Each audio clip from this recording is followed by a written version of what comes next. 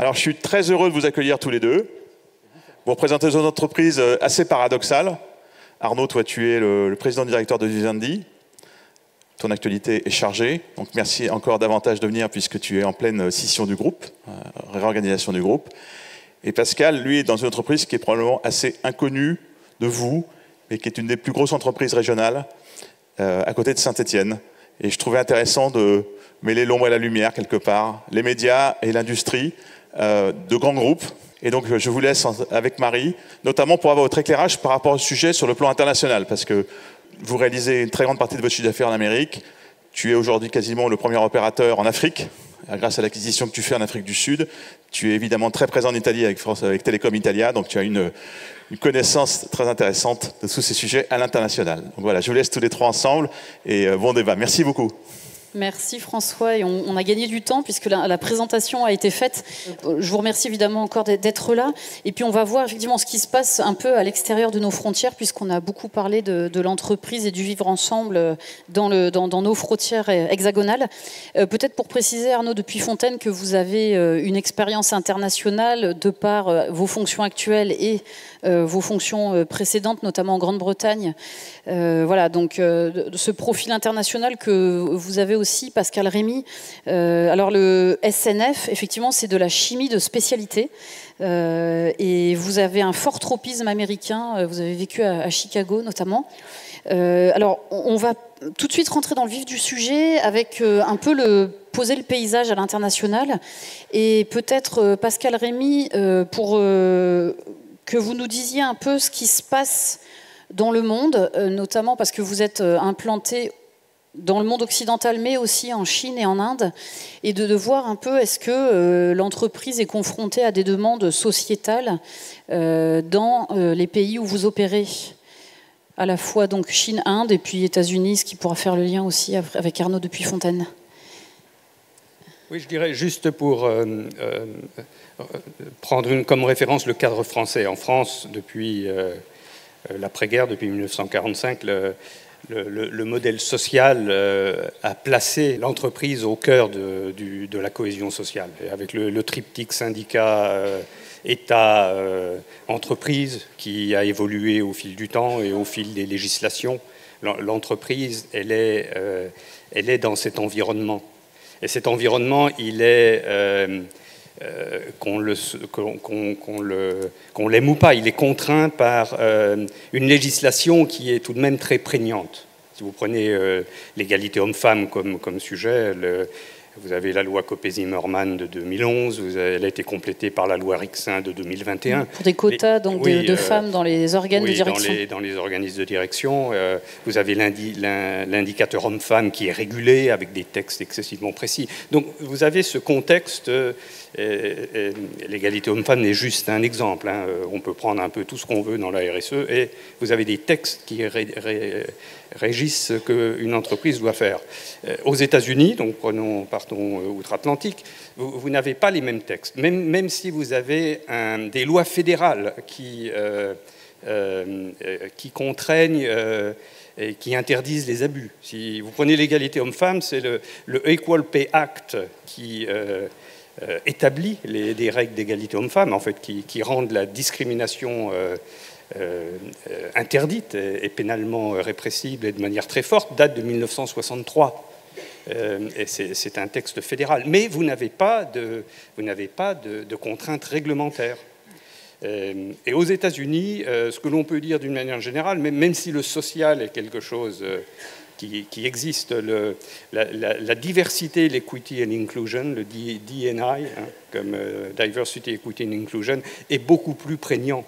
Il est beaucoup plus prégnant de par l'histoire des États-Unis qui finalement ont très tôt essayé de défendre les minorités ethniques, les minorités religieuses, les minorités de genre.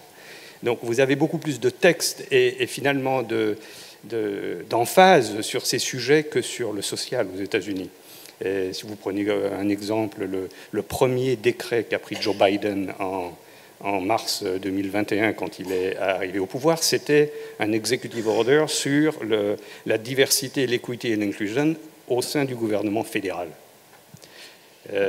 Ensuite, il faut bien dire tout de même qu'il y a des flux et des reflux, et que sur ces sujets, les États-Unis sont tout de même plutôt dans un reflux, parce que il y a eu sur les aspects, disons ESG.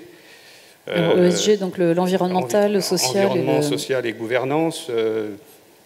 Vous avez quelques exemples. Hein, en décembre 2023, vous avez eu cette disons, mésaventure de Budweiser, hein, la société de bière qui a voulu lancer une Budweiser Light, qui avait fait une publicité avec un influenceur transgenre et qui a vu son cours de bourse s'effondrer massivement en 4 jours, et donc qui est revenu en arrière immédiatement.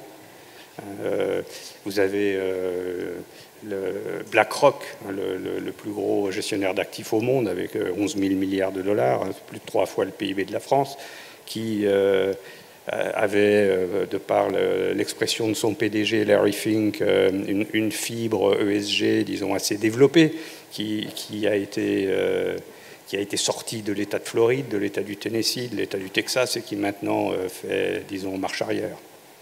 Bon. Alors peut-être pour passer la parole à Arnaud de Puyfontaine sur ce constat toujours, et puis on va creuser hein, notamment comment ça évolue.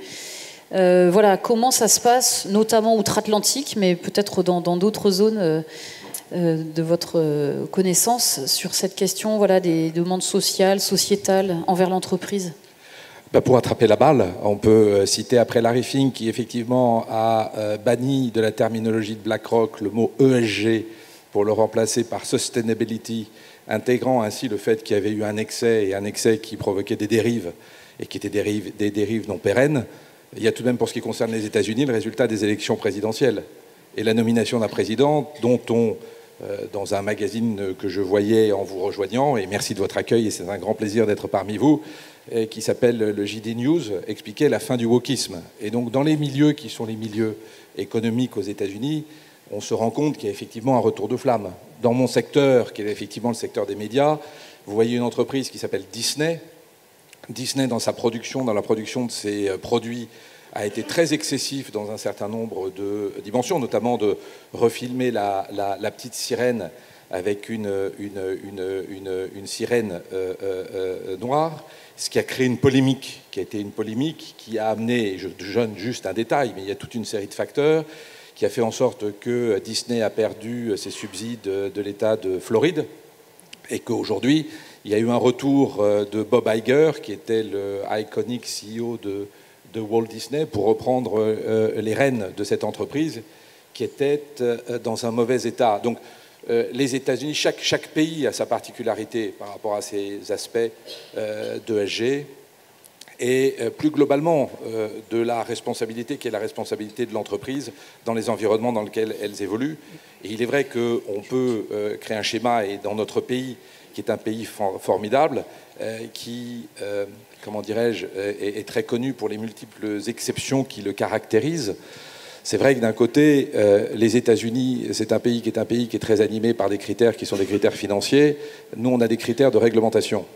Et que, encore une fois, il s'agit de trouver, et je pense que c'est bien l'enjeu dont on est en train de parler, il y a eu d'énormes excès sur un certain nombre d'éléments qui ont été mis en place, ou sur lesquels le paraître, ou le gimmick, ou la mode l'ont emporté sur la réalité, qui est la réalité de la vocation et de la mission réelle, qui est celle d'une entreprise, et qu'aujourd'hui, il y a un retour de flamme. Il faut maintenant trouver le juste équilibre et le flying speed qui permettra, sur ces sujets tout à fait essentiels, mais de trouver une façon qui permettra de remettre l'église au milieu du village, si vous me permettez cette expression, et d'éviter tous les excès qu'on a pu voir ces dernières années. Pascal Rémich, vous voyez... Oui, juste pour poursuivre ce que dit Arnaud, il y a cette citation de Milton Friedman des années 70, qui avait dit à l'époque « La seule responsabilité sociale d'une entreprise, c'est d'accroître ses profits ». Alors évidemment, c'était les années 70, c'est plus la même époque, et puis c'est sorti de son contexte, parce qu'il avait dit autre chose. Mais il y a tout de même... Et derrière cela, il y a deux connotations. La première, c'est d'indiquer que finalement, ce n'est pas l'entreprise qui est tout de même disons, une entité collective de décider de ce que l'on fait de son profit. Il vaut mieux le rendre à d'autres, aux actionnaires, aux différentes parties prenantes, aux salariés, qui eux décideront. C'est un peu la base de la philanthropie américaine. Hein. On gagne de l'argent, puis ensuite on le redistribue. C'était le Gospel of Wealth qui avait été écrit au XIXe siècle par Carnegie, hein, qui expliquait les milliardaires, c'est bien, mais après, il faut qu'ils redistribuent leur argent. Bon, il y a donc cet aspect. Il y a le deuxième aspect qui est curieusement peut-être plus d'actualité, c'est qu'une entreprise ne peut pas avoir trop de missions. C'est d'ailleurs ce que disait Jean Tirole, hein, qu'on ne peut pas soupçonner d'être Milton. Oui, d'être prix Nobel d'économie, qui n'est pas un ultralibéral, un tant s'en faut, et qui expliquait aussi qu'on ne peut pas donner trop de missions à une entreprise parce que ça devient néfaste. Et donc, une entreprise, avant tout, elle est là pour accroître ses profits. Et ensuite, on regarde comment ces profits sont redistribués. Est-ce que le rôle de l'État, qui est différent aussi en France de ce qui se passe aux États-Unis, notamment, est-ce que ça a une influence sur la manière dont ça se passe chez nous et aux États-Unis? Il est clair, hein, on l'a dit tous les deux, en France, on a un cadre législatif excessivement strict, hein, qui sera même démultiplié par le cadre européen, parce que la CSRD, ça sera un environnement, un carcan absolument considérable. Alors, aux États-Unis, la CSRD, peut-être pour, je ne sais pas si tout le monde situe. C'est la Corporate and Social Responsibility Directive, qui est la norme européenne de RSE qui va s'appliquer. Il faudra faire du reporting. Oui, c'est il y a 1200 indicateurs au lieu de 250. Faire un rapport sur les données extra-financières de l'entreprise. Oui, voilà, donc ça, la France et l'Europe, d'une manière générale, avancent par la normalisation sur ce sujet comme d'autres. Les Américains, comme je l'ai dit tout à l'heure, ils ont tout de même un certain nombre d'actes, de lois fédérales. Hein. Vous avez j'ai mentionné le Equal Pay Act sur l'égalité homme-femme des années 60. Vous avez bien sûr le Civil Rights Act qui s'attelle à lutter contre toutes les discriminations, qui a été complété par le Equal Opportunity Act, qui, là aussi, c'est toutes les discriminations sociales, raciales, ethniques, de genre. Vous avez le Equal Age Employment Act, qui est aussi sur les discriminations par l'âge. Donc ces cadres existent. Donc en fait, vous dites qu'il y a un cadre réglementaire, il y a un cadre et on porte plainte si un salarié estime que ce cadre est non respecté. C'est le modèle américain. Vous n'avez pas des textes, des décrets, des milliers de pages qui vous expliquent comment on fait un indice égalité homme-femme. Par contre, si une femme s'estime discriminée, elle va porter plainte et les conséquences pour la société peuvent être très importantes. C'est pour ça qu'il y a très peu finalement de sujets. Ce sujet, il est beaucoup moins prégnant aux États-Unis qu'en France. Hein, l'égalité homme-femme dans le salaire, parce que vous avez des lois très très contraignantes, mais qui ne sont pas traduites par des textes réglementaires. Écoutez, je trouve que, encore une fois, quand on regarde le poids des réglementations dans notre pays, ça me fait penser, et c'est uniquement bon pour le Doliprane. Mal de tête absolu. Et je pense qu'aujourd'hui, notre pays est victime de ces milliers de codes du travail, toute la réglementation et tous les éléments qui sont imposés, renouvelés, évolués, et qui, de mon point de vue, sont totalement excessifs. Et quand on regarde, parce qu'on y fait référence, quand on regarde tout ce dans quoi nous sommes en termes de rapports extra-financiers, l'arrivée de la fameuse CSRD. Je veux dire, les seuls qui sont ravis de ce genre de choses, parce qu'encore une fois, ne vous méprenez pas, je pense que l'objectif visé, il est essentiel, il est nécessaire, et que dans toute entreprise et tout dirigeant d'entreprise doit avoir comme objectif de pouvoir faire en sorte que l'un de ses rôles, c'est de veiller à ce que l'entreprise qu'il dirige puisse être un acteur qui permette d'avoir un rôle auprès de l'ensemble des parties prenantes de son entreprise et de la société. Donc je ne veux pas être caricatural dans mes propos, mais je dis que dans toute chose, quand cela devient excessif et qu'on regarde cette pléthore de reporting, d'analyse de double matérialité, je ne rentrerai pas dans le détail de ce à quoi ça correspond parce que je n'ai pas encore tout compris, et de ce genre de choses. Je veux dire, les seuls à qui ça fait plaisir sont les cabinets Big Five. J'ai commencé ma carrière chez Arthur Andersen, donc ça c'était très bien, et qui effectivement par rapport à la tonne de boulot que ça leur donne, sont heureux de le faire. Donc je pense que, encore une fois, l'objectif sur toutes ces problématiques et toutes ces réglementations est sur le fond des objectifs qui sont bons. Les décrets d'application, les contraintes qui sont et qui naissent de cet excès pour moi de réglementation, eh bien malheureusement risquent de faire en sorte que la cible visée ne soit pas atteinte. Alors j'entends les différences de modèles que vous mettez en évidence. Moi, d'un point de vue français, ce qui me frappe, c'est que j'ai l'impression, mais je vous interroge là-dessus, qu'aux États-Unis, une entreprise va plus facilement être interpellée sur une question sociétale, y compris sur un positionnement presque politique. Est-ce que telle entreprise soutient le mouvement de soutien aux Afro-Américains, Black Lives Matter ? Voilà, qu'il y a parfois qu'on apostrophe l'entreprise sur un sujet qui est à la frontière entre le sociétal et le politique, alors qu'en France, l'entreprise va peut-être quand même rester plus sur un terrain socio-économique. Oui, je pense que les entreprises grand public sont plus facilement interpellées parce qu'elles interagissent avec des produits qui sont achetés par le grand public. Quand vous êtes en B2B, comme on dit, c'est un peu différent. Si vous êtes un pétrolier, vous êtes interrogé sur ce que vous faites pour le réchauffement. C'est exact. Je ne sais pas si c'est plus qu'aux États-Unis qu'en France. Si vous demandez à Patrick Pouyanné ce qu'il en pense, je pense qu'il trouve qu'il y a beaucoup de gens qui l'interpellent en France, probablement plus que des actionnaires d'Exxon aux États-Unis. En ce qui concerne les activités du groupe, nous sommes interpellés régulièrement par les utilisateurs de nos produits et qui écoutent nos musiques, qui regardent nos films, qui lisent nos livres, qui lisent nos magazines, qui jouent à nos jeux vidéo, etc. Donc il y a une interaction et nous sommes régulièrement interpellés sur un certain nombre de sujets. Alors, il y a des sujets particuliers sur lesquels nous sommes particulièrement interpellés, c'est que comme il y a une activité média dans le groupe qui défraie quelque peu la chronique, ou en tout cas crée de l'actualité, donc ça, il y a une actualité et des débats quasi quotidiens sur les sujets, mais quand vous regardez dans les aspects qui sont un peu déconnectés de notre activité propre, vous avez de plus en plus d'activités, enfin de structures type ONG ou autres qui observent ce que font les entreprises, qui engagent des démarches contre les entreprises qui ne respectent pas les règles.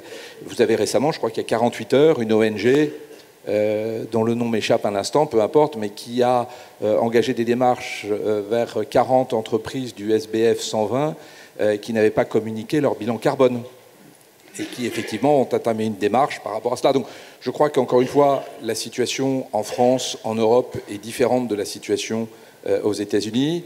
Les règles du jeu sont différentes, si je puis m'exprimer ainsi, mais je pense que je vois aujourd'hui, cela va crescendo, un développement tout à fait important de l'exposition de l'entreprise, de l'engagement de ses parties prenantes et de l'environnement par rapport à la responsabilité qui est la sienne sur de multiples thématiques et qui intègrent les équilibres hommes-femmes, la représentation des minorités, et ce genre de choses. Donc je vois que là, il y a une sorte de convergence entre les deux côtés de l'Atlantique. Donc finalement, un plus grand nombre d'acteurs qui vont interpeller les entreprises.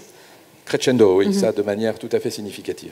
C'est aussi le constat pour vous. Et puis aux États-Unis, vous avez le contexte des class actions qui favorise tout de même ces actions de groupe sur un sujet donné pour rassembler le maximum de parties prenantes. Alors, vous avez souligné le rôle de la réglementation. Est-ce que, et je fais un petit pas de côté, mais ça reste dans le sujet, est-ce que pour l'Europe, pour la France, c'est pas un instrument qu'on appelle de soft power, donc d'influence, et qui peut justement amener des évolutions aussi sociales et sociétales? On dit souvent qu'il y a une bataille des normes, et ça pourrait être une manière de faire valoir, on va dire, le modèle européen. Je vous vois sceptique, Pascal Rémy. Oui. Si on voulait ralentir les États-Unis, oui, on essaierait d'exporter nos normes chez eux pour... Ça, c'est sûr. Je ne sais pas si ça prendrait. La bataille des normes, oui, si on reprend la CSRD, il y a une bataille de normes entre les Européens qui soutiennent ce modèle et les Américains qui sont plutôt avec la norme dite ISSB, la norme soutenue par, dont la représentation internationale est dirigée par Faber. Emmanuel Faber, l'ancien PDG de Danone. Donc il y a effectivement une sorte de bataille de normes. De ce point de vue-là, la norme ISSB est beaucoup mieux. Hein. Il n'y a pas de double matérialité, il y a beaucoup moins d'indicateurs. Donc si on avait à choisir, on prendrait quand même plutôt le modèle, disons, ISSB qui est le modèle américain que le modèle que développe l'Europe. Hein. Donc bataille de normes, je ne sais pas, mais en tout cas, c'est certainement pas un atout pour l'Europe. Hein. Mais une entreprise qui opère en Europe va être obligée de se conformer à la CSRD. Ah oui, donc, oui, malheureusement. On a un rôle d'influence quand même. Ben, oui, on a un rôle d'influence pour exporter nos problèmes, ça c'est sûr. L'influence est bonne quand elle permet de créer les conditions qui permettent de se développer et d'être concurrentiel et compétitif. Quand vous regardez les allocations d'actifs et là où vont les capitaux, oui. On a un problème qui est un problème de manque de compétitivité. Je suis content qu'effectivement on ait une référence, et il me semble que du côté chinois, il y a un certain nombre d'engagements qui ont été pris, et que c'est plutôt l'aspect européen qui est pris comme norme, mais ça c'est normal dans la situation géopolitique, je dirais. Je ne sais pas si c'est lié à la qualité de la norme en tant que telle, ou c'est lié au fait que dans le rapport américano-chinois ou sino-américain, il y a effectivement des problèmes que nous connaissons et qui font en sorte qu'ils vont plutôt sur l'Europe de ce point de vue. Mais la réalité, c'est est-ce qu'on arrive, par rapport, encore une fois, et c'est la clé, c'est le rôle qui est le rôle de la société, dans l'évolution des sociétés, des entreprises. Mais est-ce qu'effectivement, aujourd'hui, et que par rapport à ce qui est aujourd'hui la CSRD, est-ce que cela permet de créer un environnement qui est compétitif? Pardonnez-moi, quand je regarde le résultat économique de ce qu'était l'Europe, quand je regarde la façon dont l'Europe s'est manifestée, et à ma connaissance, il y a eu quelques difficultés ces derniers temps à créer des géants permettant, on a le contre-exemple d'Airbus, mais il y a tout de même aujourd'hui des contraintes absolument phénoménales dans le modus operandi, dans le manque de réactivité, dans peut-être une bureaucratie trop importante, et en tout cas dans un certain nombre de règles qui n'ont pas permis l'émergence de champions européens. Regardez ce qui se passe dans le secteur des télécommunications, par exemple, et on pourrait en citer d'autres. Je pense qu'aujourd'hui on se trompe de combat. Je pense qu'on a des idées très vertueuses, mais que malheureusement, quand elles sont déconnectées du pragmatisme, et on en revient dans la compétitivité de l'Europe versus des États-Unis, et si on a aimé l'administration Biden, de ce point de vue, on va adorer l'administration du elected president. Et que de ce point de vue, il y a un vrai wake-up call, pardon pour tous ces anglicismes, mais nécessaire pour faire en sorte qu'on puisse avoir des perspectives un peu plus encourageantes qu'elles ne le sont à date. Peut-être il faut toujours regarder le verre à moitié plein plutôt que le verre à moitié vide. Peut-être que ce qui est en train de se passer aux États-Unis permettra, tout en gardant le bien fondé et les bonnes intentions, d'avoir juste un modus operandi de ce point de vue qui soit un tout petit peu plus performant, efficace et concurrentiel qu'il ne l'est à date. Alors Pascal Rémy, simplement je vais vous laisser réagir, mais peut-être pour revenir quand même vraiment sur le terrain social et sociétal, que vous nous expliquiez aussi, comme chef d'entreprise ayant des implantations à différents endroits, comment ça se passe concrètement, et voilà, comment vous gérez la situation américaine d'un côté, la France de l'autre, toujours sur le terrain plus social, sociétal. Oui, donc on s'adapte à chaque contexte. Hein. Les contextes sont... on peut parler de la Chine ou de l'Inde, par exemple, hein, où on est très présent. En Chine, tout procède finalement du gouvernement central. Donc après, le gouvernement central, il a des... Est-ce qu'il a des exigences vis-à-vis des entreprises? C'est pas vraiment des exigences, je crois que c'est plus une sorte de... Vous savez, il y a des périodes dans lesquelles on se concentre sur l'environnement, sur la réduction de la consommation d'énergie, etc. Et ensuite, tout descend en pluie fine, si je puis dire, d'abord par les sociétés d'État, ensuite les grandes sociétés privées, on a vu ce qui était arrivé à Jack Ma, donc elles sont privées, mais enfin, il faut quand même faire attention à ce que leur demande Pékin. Puis ensuite, des sociétés qui sont privées comme nous, qui sont plus petites, mais on est tous dans cette mouvance. Mais est-ce qu'il y a des lois qui demandent aux entreprises d'avoir des actions en matière sociale, sociétale? Non, il n'y a pas de loi. Si vous voulez, en Chine, vous avez quand même, contrairement à tout ce qu'on peut penser d'une Chine puissance qui existe certainement, mais vous avez quand même une grande pauvreté. Hein. Il y a 200-300 millions de Chinois, disons, qui vivent avec des niveaux occidentaux, pour faire simple, hein, toute la côte est de la Chine, mais le reste du pays est pauvre. Et donc, il y a tout de même une volonté qui reste massive du gouvernement chinois de sortir la Chine de la pauvreté. Ça reste quand même tout à fait prégnant. Et donc, alors les entreprises contribuent en fonction de leur, disons, de leur rayonnement, mais elles peuvent être incitées, par exemple, à aller dans des provinces plus défavorisées. Je sais pas, le Guangxi, à la frontière du Vietnam, quand vous allez là-bas, vous avez 9% d'impôts au lieu de 25%. Vous êtes aidé massivement. Bon, donc il y a des politiques publiques qui sont faites, mais enfin, on ne vous oblige pas à y aller. En Inde, l'Inde, c'est assez particulier parce qu'eux, ils sont à mi-chemin entre un modèle, disons, qui ressemble au modèle chinois, bien que ce soit une démocratie, mais avec des directives qui viennent du pouvoir central et des initiatives individuelles. Et l'Inde a pris une loi qui est assez particulière, hein, qui à ma connaissance n'existe pas ailleurs, en 2013, hein, donc c'est assez récent, qui oblige toutes les entreprises d'une certaine taille, de plus de 150 millions de dollars, quelque chose comme ça, donc pas énorme, hein, à consacrer 2% de leur résultat net, si celui-ci est supérieur à 5%. Enfin bon, donc si vous gagnez un peu d'argent, vous devez consacrer 2% de votre résultat à des actions de RSE, au sens large. Donc nous, par exemple, comme on est dans un environnement industriel, on n'est pas en pleine ville, donc on a des villages, donc on a construit des dispensaires, on aide à construire des écoles, vous pouvez construire des routes, etc. Mais ça doit faire 2% de votre résultat et c'est la loi. Et ce que je comprends, c'est que la Chine n'est pas forcément dans cette optique-là, si ce n'est en vous incitant à vous installer dans telle ou telle région. Mais je pense à la démographie chinoise qui est catastrophique. On ne demande pas aux entreprises de prendre des mesures pour favoriser la natalité d'une manière ou d'une autre. Il n'y a pas ce type de préoccupation ou de demande de la part du pouvoir central ? Non, pas à ma connaissance. Hein. Non. Les demandes fortes qu'on a du pouvoir central, c'est sur l'énergie, sur le CO2. Hein. Ça, en 2022, en septembre 2022, province par province, le gouvernement central qui avait constaté que les objectifs de consommation énergétique et d'émissions de CO2, mais enfin ces consommations énergétiques n'étaient pas atteints, ont demandé à ce que l'énergie soit coupée. Donc un certain nombre de sites industriels, là où on est, nous on est à côté de Shanghai, on a dû arrêter parce qu'il n'y avait plus d'énergie. Donc ça, c'est quand même assez radical.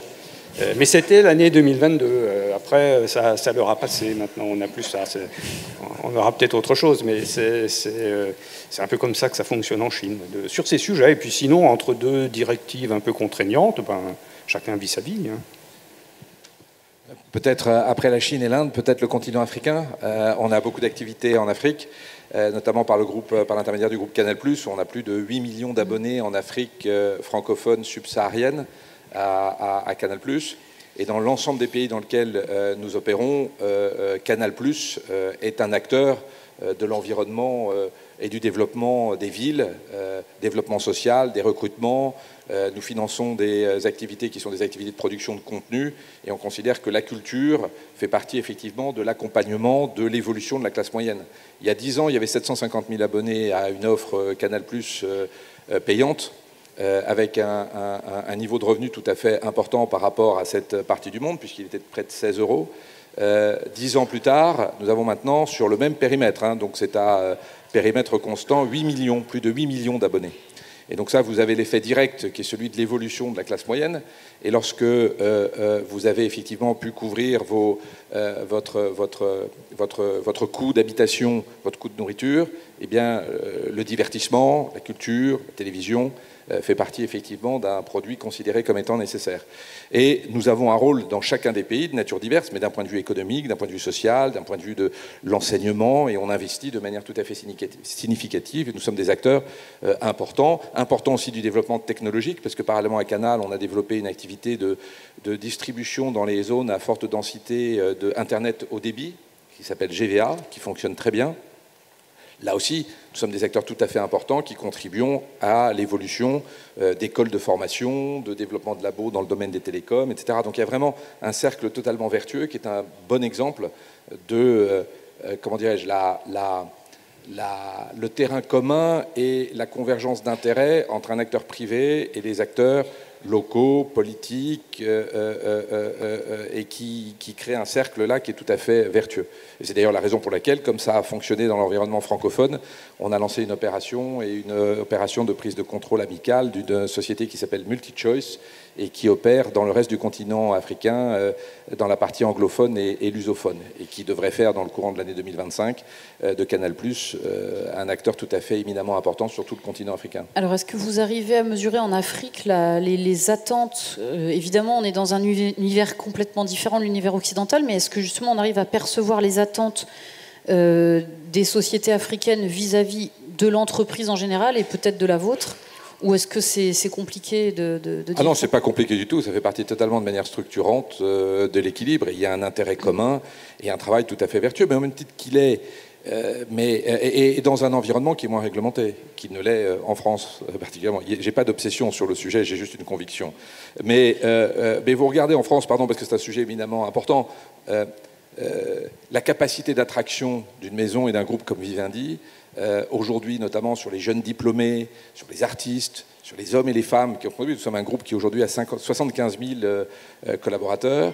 La capacité d'avoir ce rôle, qui est ce rôle sociétal, cet engagement pour l'évolution de la société et toutes les initiatives que nous avons, et je ne vais pas vous en faire la liste qui sera non exhaustive, mais qui est disponible sur le site vivendi.com, mais beaucoup d'initiatives à tous les niveaux, en dehors de la performance économique qui est nécessaire, mais la capacité qui est la capacité d'être une maison qui permette d'attirer les talents, de donner des perspectives et de contribuer et de faire en sorte que ces talents, quels qu'ils soient, aient l'impression que parallèlement à leur travail, il y a un vrai impact, est un élément qui est un élément tout à fait aujourd'hui non pas, enfin qui est totalement nécessaire. C'est nécessaire et on le voit de plus en plus dans la capacité d'attraction et de rétention des hommes et des femmes et avec une jeune génération, les jeunes diplômés, alors là qui sont absolument d'une exigence absolue sur ce type de thématique et ils ont tout à fait raison. Cette exigence des jeunes diplômés, est-ce que, pareil, vous avez un peu un pied chacun d'un côté et de l'autre de l'Atlantique, est-ce qu'elle est équivalente aux États-Unis et en Europe? Parce qu'effectivement, les jeunes diplômés demandent plus du sens à leur travail. En tout cas, c'est ce qu'on dit en France. Donc, est-ce que c'est pareil de l'autre côté de l'Atlantique? Je crois qu'il faut se méfier de l'effet d'entraînement que peut avoir ce qu'on fait en Europe sur le reste du monde. Hein, parce que vous avez posé la question sur les normes, mais c'est vrai sur un peu tout. Parce que le contexte dans lequel on évolue ici n'est tout de même pas du tout celui dans lequel évoluent les Américains. Encore une fois, les Américains ils sont quand même plus sensibles à tous les sujets d'inclusion, de protection des minorités. Alors ça vient un peu chez nous, mais c'est plus ces sujets qui sont prégnants. Hein. Mais un exemple sur cet effet d'entraînement qui n'existe pas. Là, vous avez tout ce qu'on appelle les investissements dits responsables, la finance verte. Il y avait un article intéressant dans les Échos, ça devait être la semaine dernière, qui expliquait que sur la totalité des investissements dits responsables du monde, la totalité, 72% sont en Europe. Les Américains, ils ont moins de 1% de leurs actifs sous gestion qui sont dits responsables. Et ce 1% est en chute libre. Donc, en fait, tous ces sujets, vous savez, les green bonds ou ce qu'on appelle les SLB, les sustainability linked bonds, tout ce qui est, disons, finance verte ou responsable, ça n'existe quasiment qu'en Europe. Donc, c'est un exemple de ce que l'on pense être finalement l'évolution naturelle d'un sujet, en l'occurrence là les investissements, qui est en fait un tropisme européen qui ne se répercute absolument pas ailleurs. Hein, Donc le fait que d'éventuels jeunes diplômés soient intéressés par cette dimension de la responsabilité sociétale des entreprises, ça c'est un phénomène plutôt européen. Plutôt européen. D'accord. Et c'est intéressant de le relever parce qu'effectivement, on en parle beaucoup en France. Donc, je ne sais pas si vous avez le même... Les campus américains, vous le voyez, ils se mobilisent beaucoup plus pour la défense des minorités, pour le wokisme, c'est-à-dire finalement une vision du monde dans laquelle il y a des dominés et des dominants. Bon, ça fait vibrer les campus américains. Hein. Je ne dis pas que c'est mieux que ce qu'on a en France, mais c'est plus ces sujets que des sujets sociaux. Est-ce que vous dressez le même constat, Arnaud de Puyfontaine ou... Oui, je le dresse. Je dis juste, le pays sans doute dans lequel on a le plus de difficultés à faire revenir les gens au boulot, c'est les États-Unis, par exemple. Et par rapport au télétravail, j'ai adoré la session précédente et notamment le commentaire qui a été fait sur le télétravail. Moi, je crois qu'une des forces de chacune des entreprises, c'est la culture d'entreprise. Et une culture d'entreprise, ça ne se crée pas via Teams, Zooms ou ce genre de choses. C'est un formidable outil qui apporte beaucoup de facilité dans la vie des entreprises en général. Mais si ça devient un système, pour moi, c'est un système qui, effectivement, en dehors du fait que c'est pas bon pour la consommation des très bons produits Sodexo, et c'est pas mal pour, effectivement, l'utilisation du très bon contenu du Canal+, sur son screen et sur tous les devices, mais il n'en demeure pas moins que la vie, qui est la vie d'une entreprise, elle passe par la capacité de... vous savez, c'est l'esprit d'équipe, c'est la culture de la boîte. Et cette culture de la boîte, elle est essentielle. Et donc, pour répondre à votre question, je pense que les États-Unis, pour prendre cet exemple, c'est sans doute le pays aujourd'hui sur lequel on a eu le plus... Et on a toujours beaucoup de difficultés à faire revenir les gens au boulot. En France, maintenant, c'est pas mal. Ça marche bien. Mais ça rejoint ma question sur les jeunes. C'est-à-dire qu'on dit que les jeunes sont particulièrement demandeurs de télétravail. Donc, est-ce que c'est la même chose aux États-Unis ou...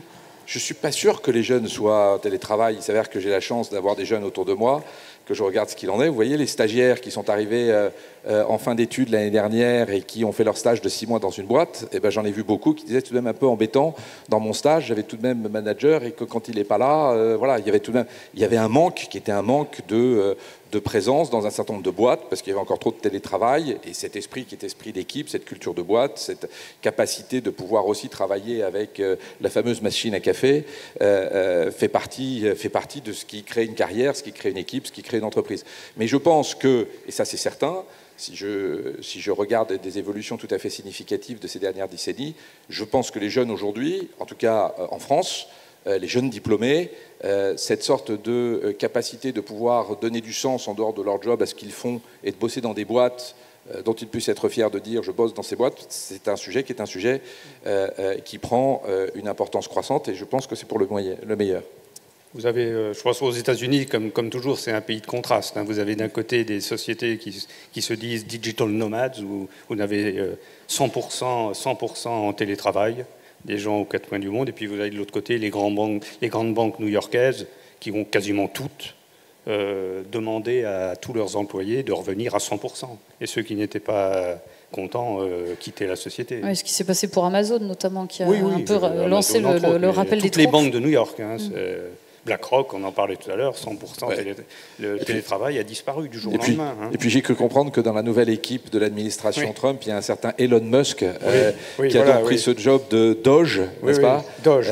Et qui, à un moment donné, quand il est allé chez Twitter, avait mis effectivement chez Twitter, chez Tesla, chez SpaceX... un petit message dans les ascenseurs en expliquant que les personnes qui ne revenaient pas 7 jours sur 7... il a posté sur X d'ailleurs une photo de lui avec son lavabo qui rentre au bureau ovale. Vous savez, c'était le symbole des 70% d'employés de Twitter qu'il a viré quand il est arrivé. Je ne veux pas faire de vous Madame Soleil ou Messieurs Soleil, mais comment vous voyez les choses évoluer à l'avenir des deux côtés de l'Atlantique? Vous l'avez un peu abordé pour les États-Unis, l'aspect retour de flamme. Mais est-ce que vous pouvez nous en dire plus et voilà, voir si on va converger avec ce qui se passe aux États-Unis ou pas? Je pense que sur ces sujets, sur la transition énergétique par exemple, c'en est un autre, mais les États-Unis vont dicter le rythme auquel le monde va avancer. Là, je pense que les États-Unis, avec l'administration Trump, mais qui finalement n'est que le résultat d'un mouvement qui était déjà présent, vont changer beaucoup de choses et le reste du monde devra s'adapter. J'ai écouté récemment encore Pouyanné de Total qui dit exactement ça. La transition énergétique, c'est les États-Unis qui vont décider de la manière dont ça se fera. Alors et sur l'aspect social, sociétal, parce qu'on parlait là typiquement du télétravail où il y a aussi un retour de flamme aux États-Unis, est-ce que ça viendra chez nous ou est-ce que l'Europe va garder aussi sa spécificité? Ce sujet-là ou un autre Moi, je pense qu'il faut essayer de regarder la façon dont un tel catalyseur, qui est le catalyseur d'un résultat d'élection que personne n'anticipait, avec ce qui s'est appelé de l'autre côté de l'Atlantique un landslide, et les conséquences qui vont être celles des mesures qui seront prises par la nouvelle administration à compter de janvier, eh ben, j'essaye de voir peut-être une opportunité. Et quelle opportunité? Celle de faire en sorte qu'il y ait ce catalyseur nécessaire pour redonner du sens à une Europe un petit peu plus performante, un petit peu plus signifiante, et avec une capacité de pouvoir véritablement avoir un projet, et qui est un projet beaucoup plus substantiel que tout ce qui a pu se passer ces dernières années. Il y a des choses très bonnes, hein, ne prenons pas, mais je pense qu'aujourd'hui, il y a une nécessité de catalyse. Et pour répondre à votre question, la capacité de pouvoir ensemble construire un monde qui surmontera tous les enjeux auxquels il est confronté aujourd'hui et que l'on peut qualifier de plus en plus complexes, peut-être que ce sera un catalyseur qui permettra à l'Europe de pouvoir redéfinir les bases de sa gouvernance, de sa raison d'être